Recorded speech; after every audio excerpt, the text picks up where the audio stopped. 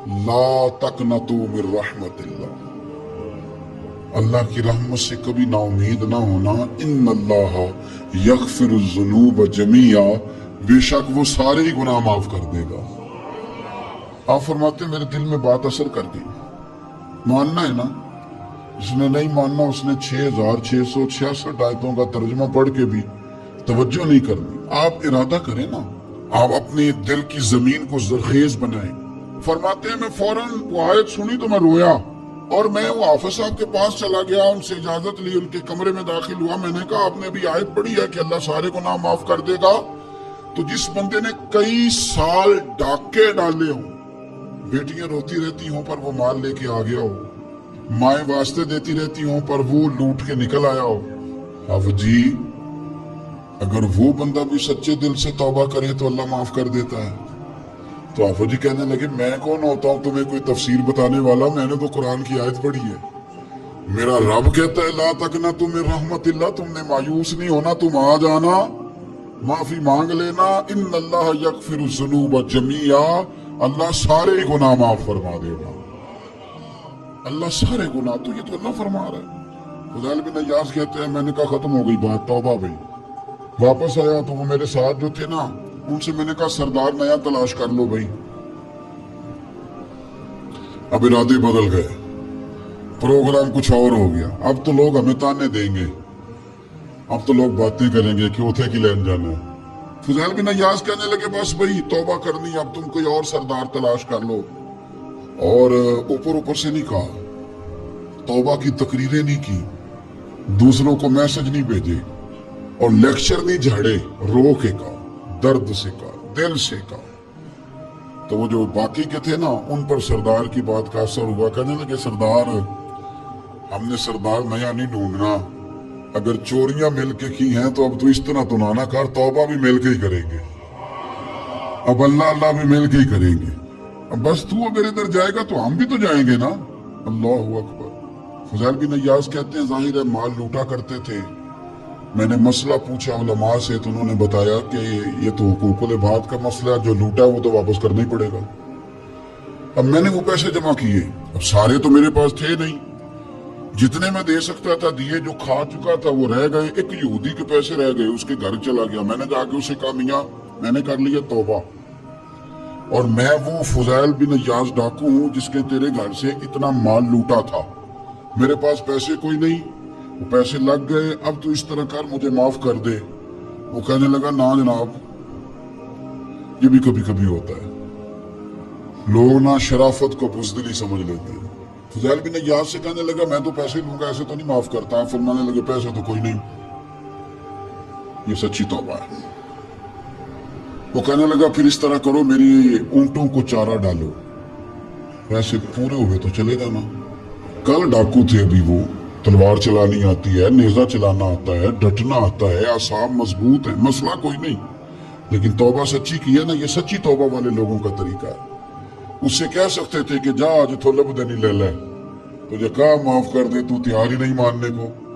حضرت فضیل بن عیاض کہنے لگے اگر اونٹوں کو چارہ ڈالنے سے تو معافی دیتا ہے نا، تو میں تیرے اونٹوں کو چارہ ڈالنے کو بھی تیار ہوں۔ کیوں کہ راضی اللہ کو کرنا ہے، اپنے ضمیر سے بوجھ اتارنا ہے، بندوں کے سامنے سرخرو نہیں ہونا، اللہ کے حضور ہونا ہے۔ توبہ کا مطلب ہے رب کی بارگاہ میں سرخرو ہونا، بندوں کے سامنے نہیں۔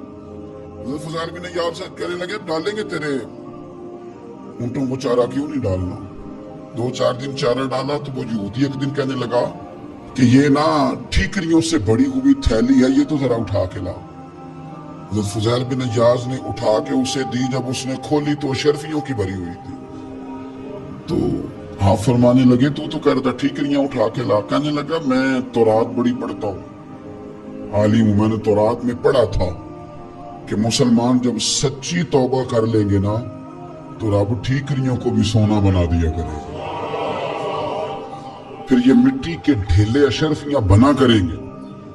تو میں نا تیری توبہ چیک کر رہا تھا، یہ اس میں نے روڑے بڑے ہوئے تھے، لیکن تو اٹھا کے لایا تو تیری توبہ بھی سچی ہے اور تمہارا دین بھی سچا ہے۔ اب اس طرح کر، معافی اس شرط پہ دوں گا کہ مجھے کلمہ پڑھا تاکہ میں بھی مسلمان ہو جاؤں۔ तौबा के मामले में एहसास, और मैंने कहा कि जिसने इशारा लेना इशारा, एक जाजान नाम का ना गवैया था, आवाज बड़ी सुरीली थी। शराब खाने में जब महफिल सजती थी तो माज अल्लाह वो गाने गाया करता था, सुरीली आवाज थी। हजरत अब्दुल्ला इब्ने मसूद हुजूर के सहाबी, हुजूर ने फरमाया अब्दुल्ला इब्ने मसूद उसी तरह कुरान पढ़ते हैं जिस तरह मेरे ऊपर नाजिल हुआ था। अब्दुल्ला इब्ने मसूद ना छोटा काद और पतली पतली टांगे थी हजरत अब्दुल्ला इब्ने मसूद की। एक दिन दरख्त पे चढ़े हुए थे तो कुछ लोगों ने ना, बच्चे करते हैं ना मजाक, माज़अल्लाह कुछ ने कहा कितनी पतली टांगे। अल्लाह के महबूब अलैहिस्सलाम ने फरमाया क़यामत के दिन अब्दुल्ला इब्ने मसूद की टांगों का वजन उहद पहाड़ से भी ज्यादा होगा। जबरदस्त सहाबी हैं। और हुजूर ने फरमाया मैंने जिसको गवर्नर बनाया, किसी जगह अमीर बनाया, मशवरा करके बनाया, अगर मैं किसी को बगैर मशवरे के अमीर बनाता हूं तो अब्दुल्ला इब्ने मसूद को बनाता। हजरत अब्दुल्ला इब्ने मसूद गुजर रहे थे तो वो जो जाजान नाम का गवैया था वो गाने गा रहा था। हमारी जो तकरीरें हैं ना जी, मेरी तरह के लोग, वो चूंकि जुम्मा पढ़ाना है, 45 मिनट पास करने हैं, तो ना वो जौक से तैयारी, ना वो दर्द, कौम की इस्लाह। एक मेरे हफ्सा फरमाया करते थे तुम्हारा बच्चा बिगड़ जाए तो कितने पापड़ बेलते हो सही हो जाए। यकदम खुदा न खास्ता खाकम बदहम, करोड़ दफा अल्लाह माफ करे, किसी बाप को रात को खबर मिल जाए कि तेरा बेटा नशा करता है, सोएगा रात को, रोएगा कि नहीं मुसल्ला बिछा। लेकिन ये सिर्फ अपने बेटे के बारे में है। काश कौम के हर बेटे के बारे में हमारा यही ज़हन बन जाए कि यार ये क्यों बिगड़ गया है।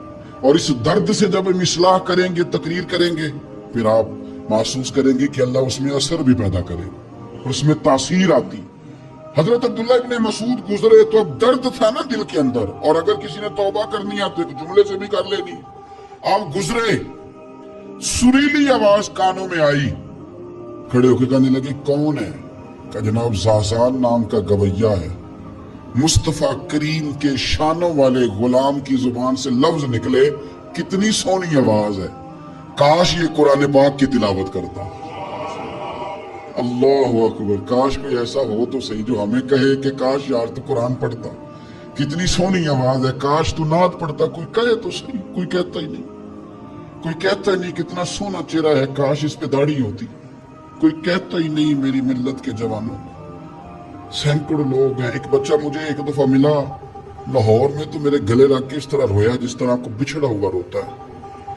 कहने लगा पीर साहब मर जान लगे हैं, कोई साड़ी सलाह ही नहीं करता, खूब गए गुनाह में, कोई बाँ ही नहीं फटता, कोई मिले तो सही जो हमारे दुखों का मदावा करे, कोई नहीं। अपनी अपनी नफ्सा नफ्सी, कोई बात बताने वाला ही नहीं। मैं अक्सर दोस्तों से कहता हूँ कि बड़े शौक से सुन रहा था जमाना, तो हम ही सो गए दास्तां कहते कहते। लोगों का दिल करता है उनकी इस्लाह हो जाए, पर कोई दर्द वाला हो, कोई ऐसी बात हो तो तब है ना जी। हाय हाय। हजरत अब्दुल्ला इब्ने मसूद कहने लगे काश ये कुरान पाक पढ़ता। ये कह के चले गए। बाहर वो निकला ना, जब सारे लोग बाहर निकले उस माज़अल्लाह बुरी मजलिस से, तो चेम गोइयां हो रही थी कि आज तो यहाँ हजरत अब्दुल्ला इब्ने मसूद भी आए थे। तो जाजान से किसी ने कहा कि आज ना हजरत अब्दुल्ला इब्ने मसूद ने तेरी आवाज सुनी, तेरी आवाज। तो वो कह रहे थे काश इतनी सोनी आवाज से कुरान पढ़ता तो मजा आता, काश। वो कहने लगा नबी पाक के सिहाबी ने मेरा नाम लिया है, गवैया होके मेरा जिक्र किया है। हजरत अब्दुल्ला इब्ने मसूद ने मेरा नाम लेके कहा है कि काश मैं कुरान पढ़ता। वो मेरे लिए कहा मुस्तफा के सहाबी ने, हुजूर से कुरान सीखने वाले की ख्वाहिश है कि मैं कुरान पढ़ूं। दौड़े गए, किधर मिलेंगे अब्दुल्ला इब्ने मसूद? फला फला जगह गुस्ल किया, वुजू किया, पैरों में लाग गए जाके। कहने लगे सोनिया जिसके कुरान पढ़ने की तारीफ मदीने वाले करें, वो मेरे बारे में कहे कि मुझे कुरान पढ़ना चाहिए था। आज से मैंने ठोकर मारी सारे गानों को, सिखाओ मुझे कुरान, मैं कुरान ही पढ़ा करूंगा, मैं कुरान पढ़ूंगा, मैं पढ़ पढ़ के सुनाऊंगा। लोग मेरी जुबान से अल्लाह के कलाम की तिलावत सुना करेंगे। कोई बैठा हुआ मुझे दूर दुआ देता है, मैं डूबता हूँ समुंदर उछाल देता है। कोई तो हो ना जो कहे, कोई तो। फरमाने लगे बस हो गई हुजूर, आप देखेंगे میں قرآن ہی پڑھوں گا، میری زبان سے اب اللہ کی کتاب کی تلاوت ہی ہو گئی، طے ہو گئی بات۔ تو کسی نے نصیحت لینی ہے توبہ کے لیے تو ایک جملہ بھی کافی ہے، ایک جملہ بھی۔ اور میں نے کہا کہ اگر صرف تقریریں سننی ہے، واز ہی سننے اور ساری زندگی اسی پہ لگانی ہے کہ آج بڑا جملہ کا، آج بڑا مزہ آیا، آج فلانی بات او ہو پہلی دفعہ سنی، کچھ قرضے دے کے جان چھوٹے گی، اس کے بغیر جان نہیں چھوٹتی۔ اپنی قضا نمازوں کا حساب لگائیں اور ان کو صحیح کر کے ادا کریں۔ ایک مسئلے میں بڑی دیر سے دوستوں کو اشارے کنایتاً باتیں کہہ رہا ہوں، پھر کہتا ہوں، میں نے شب برات کو تفصیل سے یہ بات کی تھی، پھر کرتا ہوں، اپنے معاملات کو صاف کریں۔ لینے دینے کے مسائل میں اپنے آپ کو ایک میں منت کے ساتھ بات کرنے لگا ہوں اپنے دوستوں سے، خدا را کبھی بھی بڑے سے بڑا کام کرنا یا چھوٹے سے چھوٹا کرنا، اس میں سود کا کوئی نقطہ نہ آنے دینا۔ آپ کا دل سخت کر دے گا، آپ کے آنسو لے جائے گا، کچھ نہیں بچے گا۔ جس طرح پیشاب کا ایک قطرہ کئی من دودھ کو تباہ کر دیتا ہے، یہ سود آپ کے اصل مال خدا را۔ یہ میری منت ہے، میری گزارش ہے۔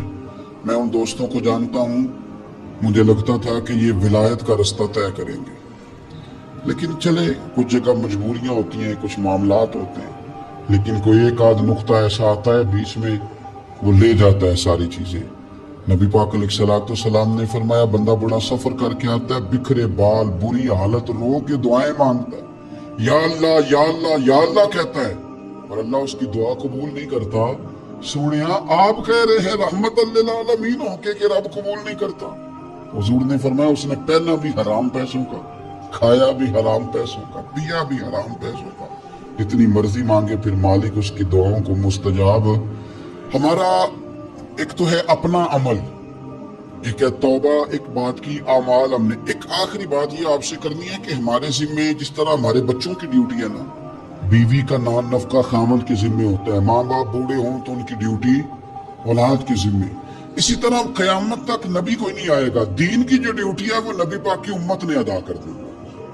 اور اللہ کیا فرماتے ہیں قرآن مجید کی سورہ محمد صلی اللہ تعالی وسلم، اللہ فرماتے ہیں، یا ایھا الذین آمنوا ان تنصروا اللہ ینصرکم، اے ایمان والو اگر تم اللہ کے دین کی مدد کرو گے تو اللہ تمہاری مدد کرے گا، وَيُثَبِّتْ أَقْدَامَكُمْ، اور اللہ تمہارے قدموں کو جما دے گا، یعنی تمہیں مضبوط کر دے گا، تم مضبوط سے مضبوط ہوتے جاؤ گے۔ شرط کیا ہے؟ ان تنصروا اللہ، اگر تم اللہ کے دین کی مدد کرو۔ اپنے مزاجوں میں نا اللہ کے دین کی مدد کا ذوق پیدا کریں۔ وَالَّذِي أَرْسَلَ رَسُولَهُ بِالْهُدَىٰ وَدِينِ الْحَقِّ لِيُظْهِرَهُ عَلَى الدِّينِ كُلِّهِ، میں پوری دنیا کے مسلمان حکمرانوں کو یہ بتانا چاہتا ہوں کہ یہ جو میرے نبی پاک کا دین ہے نا، یہ دبنے نہیں آیا، یہ غالب ہونے کے لیے آیا ہے، اور اسلام کی فطرت میں قدرت نے لچک دی ہے، اتنا ہی یہ ابھرے گا جتنا کہ دبا دو گے۔ کیا سمجھتے ہیں اسرائیل کے گنڈے کہ مسجد اقصیٰ میں نمازیوں کو تنگ کر کے تو وہ کہیں گے کہ ہمیں پوچھنے والا کوئی نہیں؟ اسلام کی فطرت میں قدرت نے لچک دی ہے، اتنا ہی یہ ابھرے گا جتنا کہ دبا دو گے۔ بانجھ نہ سمجھا جائے اس امت کو، بس یہ جو مسلمان حکمران ہیں یہ اتنی بات سمجھ لیں کہ تم جب ان یہودیوں سے، کافروں سے معاہدے کرتے ہو تو تمہیں تو کچھ خیال نہیں آتا، تم تو صرف دنیا داری دیکھ کے چلتے ہو۔ کاش بال بچہ دیکھتے ہوئے، مال دیکھتے ہوئے، ملک اور زمین دیکھتے ہوئے تم ایک دفعہ اللہ کا دین بھی دیکھو۔ یہ تمہاری ذمہ داری ہے، یہ نبی پاک نے ڈیوٹی لگائی ہے۔ اپنا اپنا کردار ہمیشہ دین کے لیے پیش کریں، اپنا اپنا کردار، وہ ضروری نہیں کہ چندے کی صورت نہیں ہو۔ آپ کسی بے نمازی کو نماز کا مشورہ دیں، آپ نے دین کی خدمت کی۔ آپ نے ماں باپ کے نافرمان کو فرما برداری کا مشورہ دیا تو آپ نے دین کی خدمت کی۔ اگر آپ نے کسی بندے کو کہا یار تیرا قرآن پاک ٹھیک نہیں، چل قاری صاحب کے پاس، تیرا تلفظ ٹھیک ہونا چاہیے، کو آدھا گھنٹہ نکال کے سیکھ لے، یہ لفظ کہنے سے ہی آپ نے دین کی خدمت کی۔ میرے نبی پاک صلی اللہ تعالی علیہ وسلم نے فرمایا ایک جملہ بول کے جو دین کی دعوت دے گا، ایک ایک جملے پہ اللہ 1,000 سال کی عبادت کا ثواب دے گا۔